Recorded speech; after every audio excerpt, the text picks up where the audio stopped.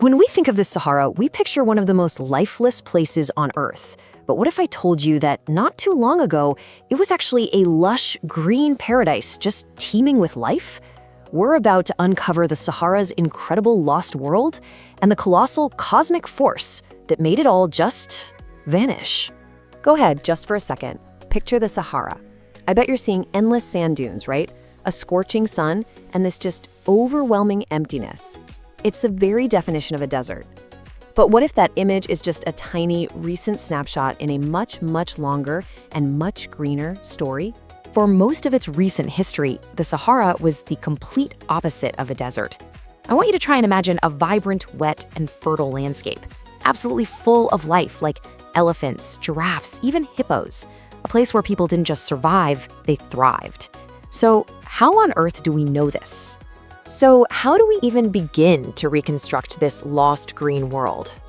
Well, scientists have pretty much had to become detectives, piecing together clues from a landscape that seems determined to keep its secrets buried deep under the sand. The evidence is, believe it or not, kind of hiding in plain sight. Using ground-penetrating radar, researchers have found these massive ancient river systems, some as wide as the Nile, all buried right there beneath the dunes. They've dug up fossils of animals that need a ton of water, like hippos and crocodiles.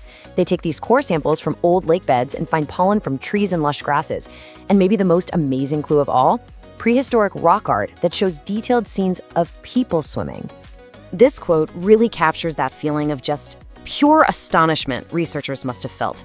Every single piece of evidence pointed to one single shocking conclusion. The Sahara wasn't always a desert. It was a world of water, and its transformation is one of the planet's greatest climate mysteries.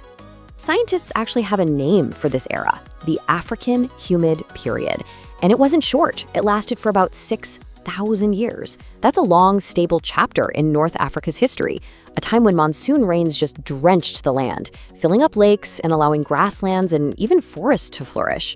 But of course, that paradise didn't last. The next part of our story is all about how this green world vanished, and it happened in what was, geologically speaking, the blink of an eye. For thousands of years, the Green Sahara was a stable, predictable world.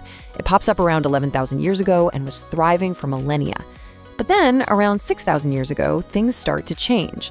And crucially, the final collapse, it wasn't gradual. It was a rapid snap. The rain stopped, the lakes dried up, and the desert took over with terrifying speed. The scale of this transformation is just staggering. I mean, during the African Humid Period, you had vast wetlands and lakes. Today, you have a hyper-arid desert. You had widespread grasslands with tons of wildlife.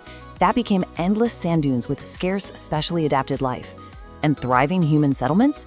They were replaced by small, nomadic groups just clinging to the margins. It was a complete and total ecological collapse. So this brings us to the big question. What caused it? What could possibly be powerful enough to transform a landscape the size of the entire United States? Well, the answer, incredibly, isn't on Earth. It's up in the stars.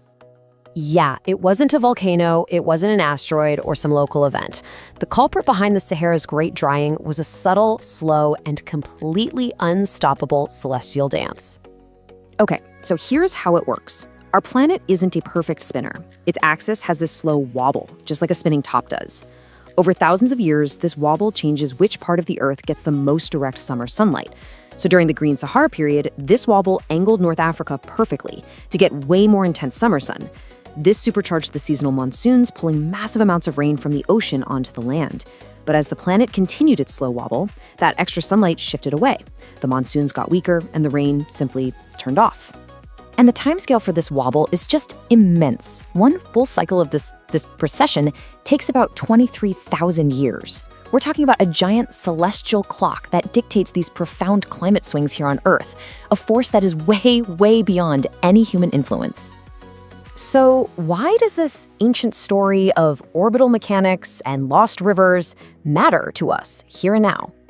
Well, it's because the Sahara's history contains some really urgent lessons and echoes for our own time. The Sahara's collapse is a textbook example of what we call a climate tipping point. For thousands of years, the green ecosystem was resilient, but once the Earth's wobble pushed it just past a certain threshold, once rainfall dropped below a critical level, the whole system just fell apart. The vegetation died, the bare soil reflected more heat, and the climate rapidly flipped into a new, stable, desert state. It didn't fade away, it snapped. The legacy of the Green Sahara is absolutely profound. Its drying forced a massive human migration towards the Nile Valley, which helped to sow the seeds of ancient Egyptian civilization. It's our best real-world example of how a climate tipping point works. And most of all, it's a powerful, powerful reminder that the landscapes we see as permanent can be shockingly fragile. So, I'll just leave you with this final thought. The story of the Sahara, a story written in ancient pollen and buried rivers, proves that our world can change, and change drastically, much faster than we can imagine. It teaches us that stable environments are not a given. And it begs the question, as we push our own climate system today, what other tipping points might be waiting for us just over the horizon?